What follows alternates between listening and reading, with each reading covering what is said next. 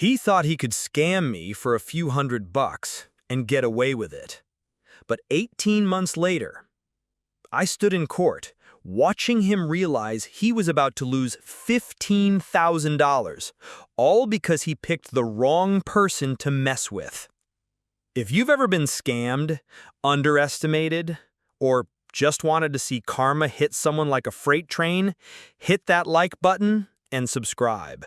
Because today, I'm sharing how one small act of greed turned into the most expensive mistake of this landscaper's life.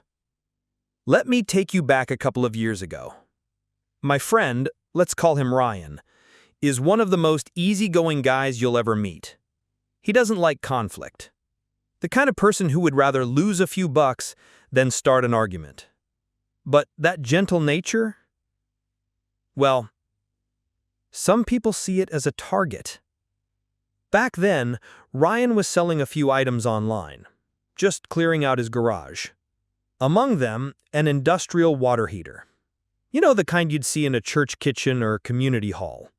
Fully functional, listed for $150. Then comes this guy.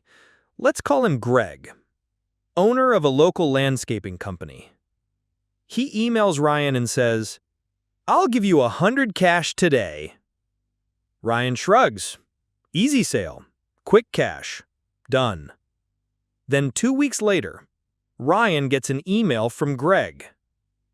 This water heater doesn't work. He demands Ryan pay for repairs or else. Ryan, being the nice guy he is, says, "I'll cover repairs if it's under $100, or give you a refund." The next email nearly makes Ryan's stomach drop. Greg sends a $400 invoice for repairs. And the kicker? He threatens that if Ryan doesn't pay in 48 hours, he'll send a debt collector. Ryan feels his chest tighten. He's not confrontational. His hands are literally shaking as he stares at the email. Maybe it's my fault. Maybe I sold a lemon, he thinks. So, out of fear, he pays the $400.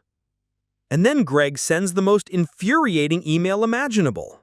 "This is the price you sometimes have to pay when selling second-hand electronics. Have a great day. Don't let this hold you back." Ryan says he physically felt his blood boil. That smug little smiley face at the end, it was like Greg reached through the screen and flicked him in the forehead. Fast forward a month. Ryan's at a bar, finally unwinding, when he overhears a group at the next table laughing. One of the women says, "My boss totally scammed this guy over a water heater. He's such a sucker." Ryan's ears perk up.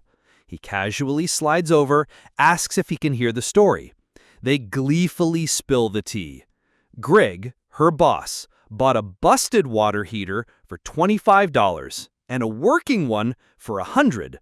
He billed the seller $400 for repairs on the busted one, then sold the good one for $300.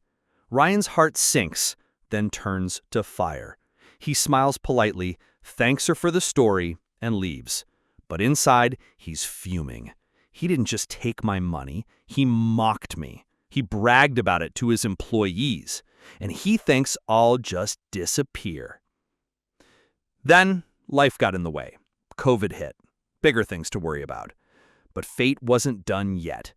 18 months later, he's browsing the same online marketplace and sees a listing from Greg's landscaping company. They're selling a generator. Ryan knows the law.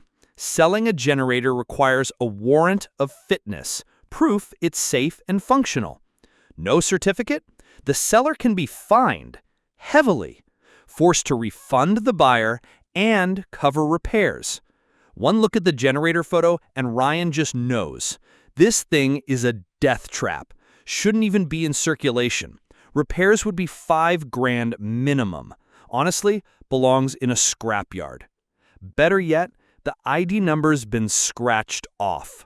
But there's a secondary serial number Greg forgot about. Bingo. Tension rising. Step 2, confrontation. They email Greg with the $5,000 repair estimate. Greg replies instantly, "Not my problem. As is. No refund." Ryan smirks. "Okay, Greg. Do you have the warrant of fitness for this generator?" Silence. They email again the next day. Nothing. Email again. Finally, Greg cracks. "I'll take it back for $800. Final offer." Ryan writes back, "We don't want a refund. We want the warrant of fitness." For 2 weeks, Greg goes dark. Then, the hammer drops. Ryan reports him to the marketplace and to the Government Department for Safety Compliance.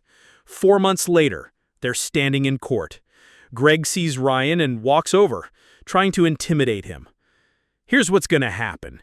You're going to tell the judge I refunded you. We'll drop this and walk away. Understood?" Ryan smiles. "No." In the courtroom, the inspector testifies. The generator was unsafe, had failed certification in 2021, and had been marked for scrap only. The judge doesn't hesitate.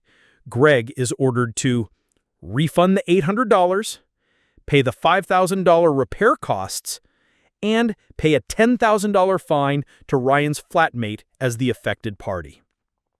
Total damage, $15,800. Outside the courtroom, Greg is fuming. "I don't understand what I did to deserve this," he rants. Ryan looks him dead in the eye. "Remember the water heater? You scammed me for $400. Now, 18 months later, with interest, you've paid for that little smiley face you sent me."